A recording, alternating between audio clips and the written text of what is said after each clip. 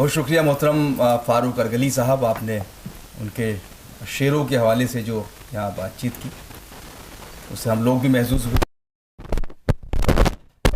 دوستو، ملک زادہ جاوید صاحب لوگوں میں ہیں جن کا بڑا قریبی تعلق ڈاکٹر نور امروہوی صاحب سے رہا ہے. انہوں نے امریکہ کا سفر بھی کیا ہے، وہاں کے مشاعرے بھی دیکھے ہیں. یہ بہت قریب سے انہوں نے دیکھا ہے ڈاکٹر نور امروہوی صاحب کی شخصیت کو. امکان کے مدیر ہیں. ایک مضمون امکان میں انہوں نے ابھی شامل کیا تھا ڈاکٹر نور امروہوی صاحب، جن سے مل کر زندگی سے عشق ہو جائے وہ لوگ. تو ظاہراً کچھ محسوس کیا ہوگا جو اس کا یہ عنوان دیا مضمون کا کہ جن لوگوں سے مل کر زندگی سے عشق ہو جاتا ہے، اس میں محترم نور امروہوی صاحب بھی شامل ہیں. میں ملک زادہ جاوید صاحب سے گزارش کر رہا ہوں ڈاکٹر نور امروہوی صاحب کے شعر کے ساتھ ان کو آواز دیتا ہوں کہ بہت سے پھول میں تالاب سے اٹھا لایا، پھر اپنے خواب تیرے خواب سے اٹھا لایا. جناب ملک زادہ جاوید صاحب سے میں گزارش کر رہا ہوں.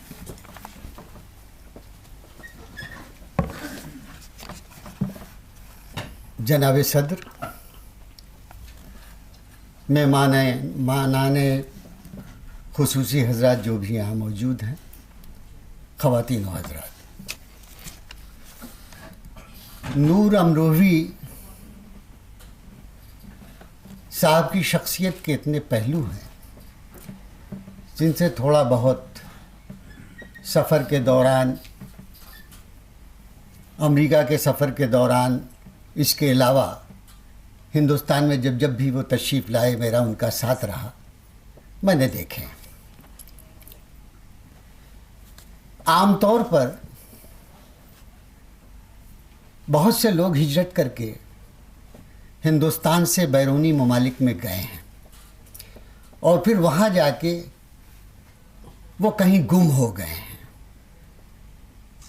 بس یہ پتہ چلتا ہے کہ فلاں کا بیٹا، فلاں ادیب، فلاں شاعر امریکہ میں موجود ہے، لیکن کہیں سے کوئی بازگشت ایسی نہیں سنائی دیتی کہ لگے کہ کوئی ہمارے ملک کی نمائندگی کر رہا ہے، ہماری زبان کی نمائندگی کر رہا ہے، ہمارے ادب کی نمائندگی کر رہا ہے، ہماری شاعری کی نمائندگی کر رہا ہے. نور امروہوی صاحب کی شخصیت ایسی ہے کہ انہوں نے مدعو کیا اپنے پروگرامز میں. کئی شہروں میں انہوں نے پروگرام کیے، بہت دور دور. یہ بنیادی طور پہ یہ ڈیلس میں رہتے ہیں. ڈیلس اور شکاگو اور کیا بولتے ہیں نیو یارک، نیو جرسی وغیرہ کا فاصلہ اچھا خاصا ہے.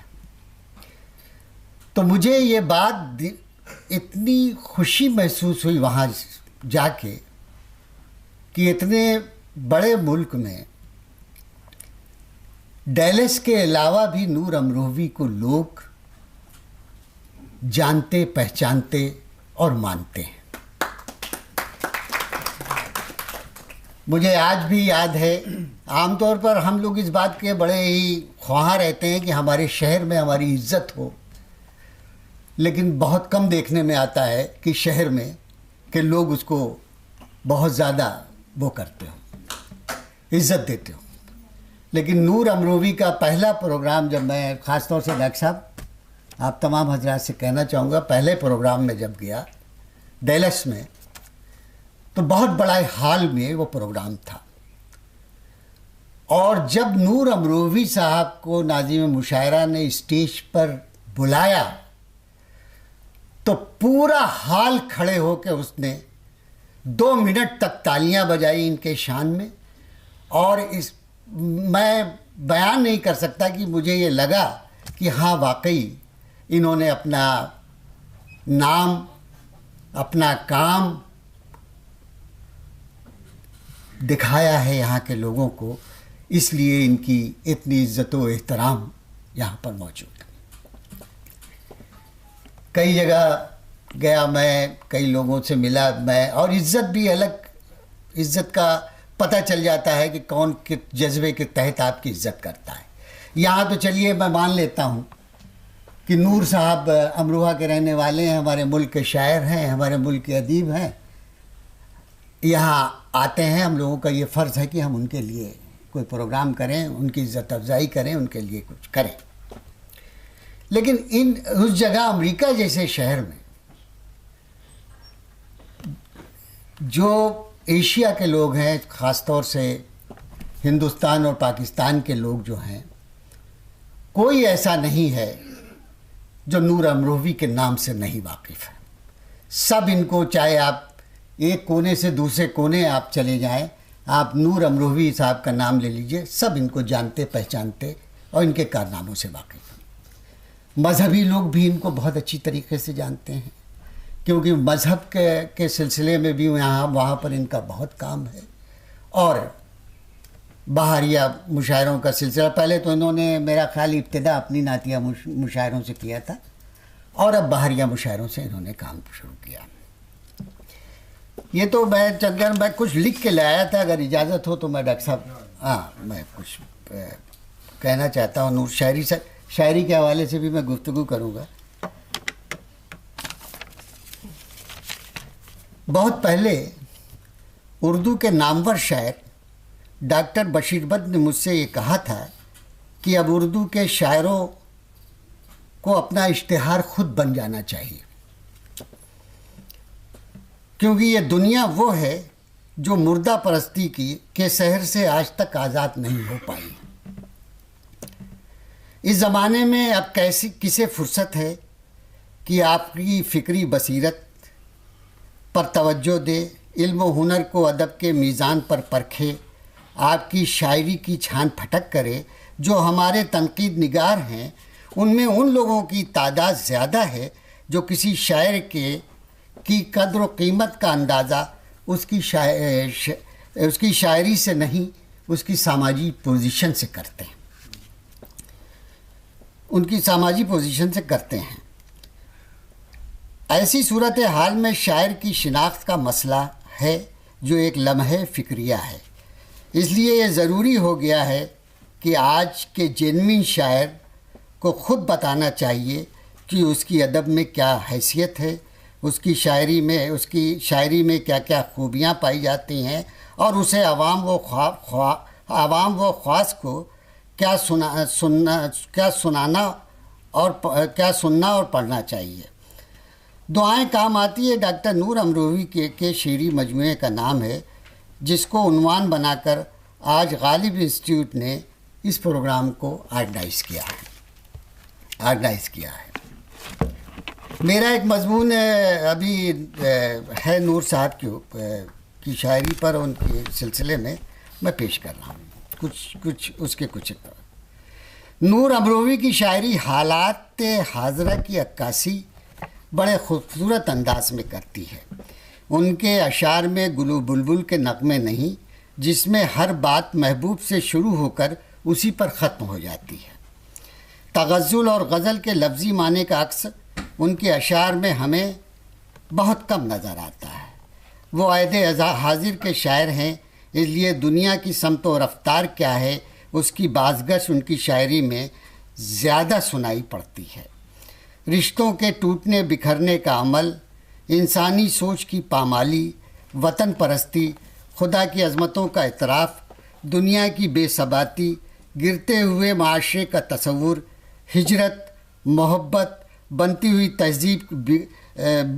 تہذیب کا ماتم، وہ ماضی کی یادیں وغیرہ کا احاطہ نور امروہوی کی شاعری کرتی ہے، جو آج کے سامعین اور قارئین کے جذبات سے جڑنے کے سبب لوگ انہیں پسند کرتے ہیں. نور امروہوی کے معترف و مداح وہ لوگ ہو جاتے ہیں جو ان کی شاعری کو سنتے ہیں یا پڑھتے ہیں. نور امروہوی کے چند اشعار ان کے کی کتاب میں سے، ان کے شعری مجموعے سے میں پیش کر رہا ہوں. دیکھیں، دھوپ نکلے تو پگھلتے نہیں دل کے موسم، دھوپ نکلے تو پگھلتے نہیں دل کے موسم، ایک دو روز تو یہ برف جمی رہتی ہے. شہرت کے سفر میں ہو تو یہ دھیان میں رکھنا، چڑھتے ہوئے سورج کے پرستار بہت ہیں. کسی کی انگلیوں کے قیمتی ہیرے پہ مت جانا، کسی کی انگلیوں کے قیمتی ہیرے پہ مت جانا، یہ دولت مند اندر سے بھکاری ہو بھی سکتے ہیں۔ واہ کیا بات!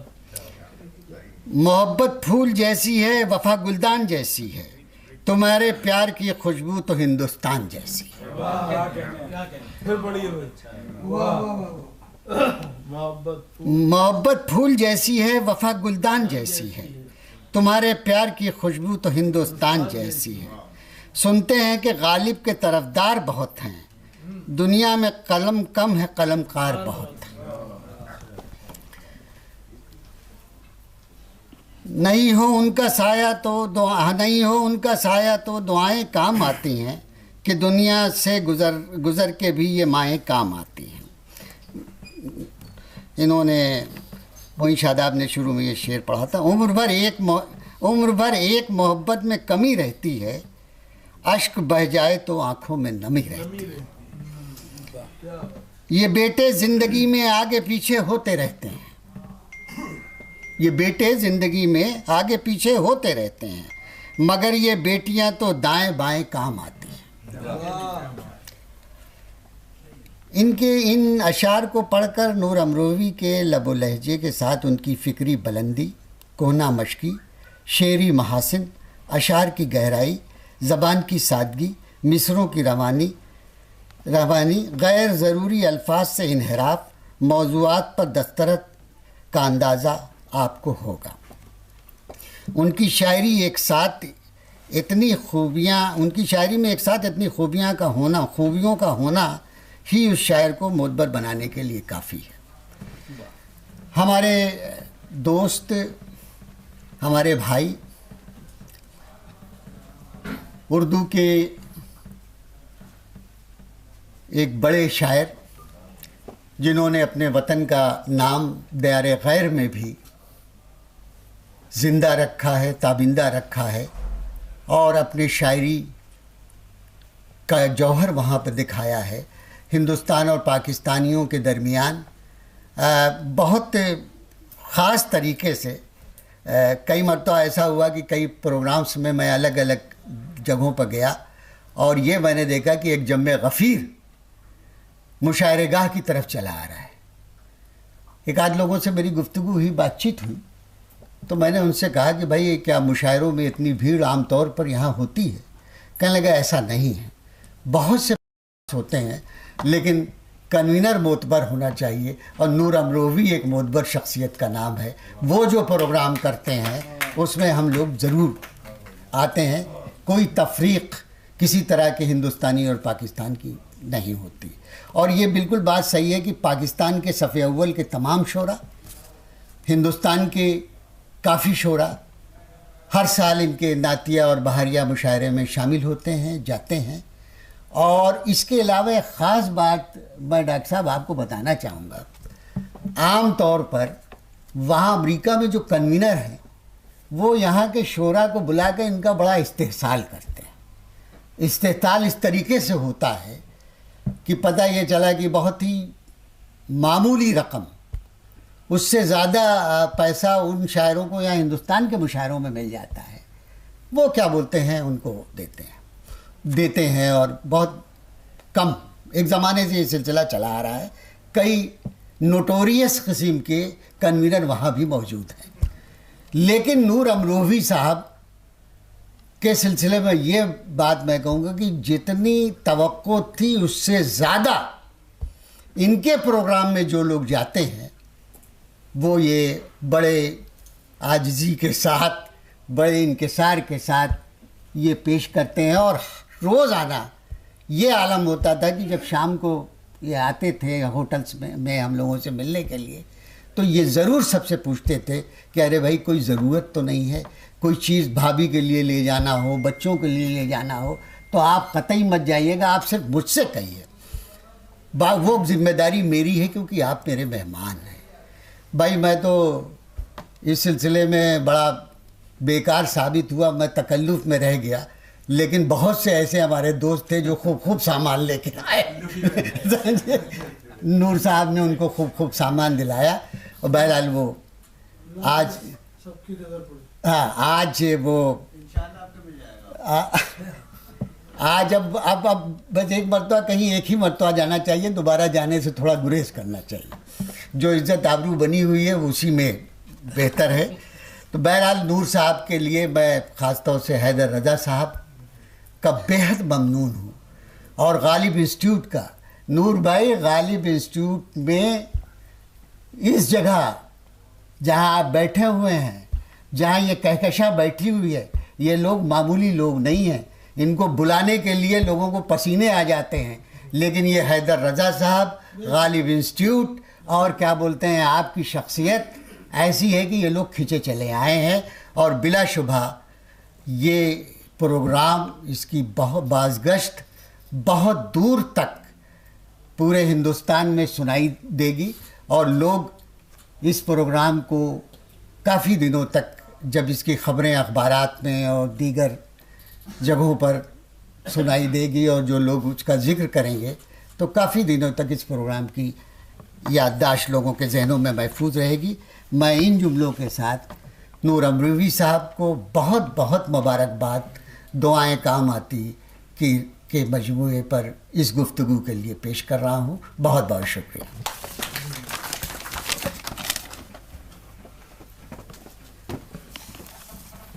ملک زادہ جاوید صاحب اظہار خیال کر رہے تھے, اور انہوں نے ذاتی حوالوں سے بھی اپنی بات چیت کی, اور ان کی شاعری کے تعلق سے بھی اپنے خیالات کا اظہار کیا.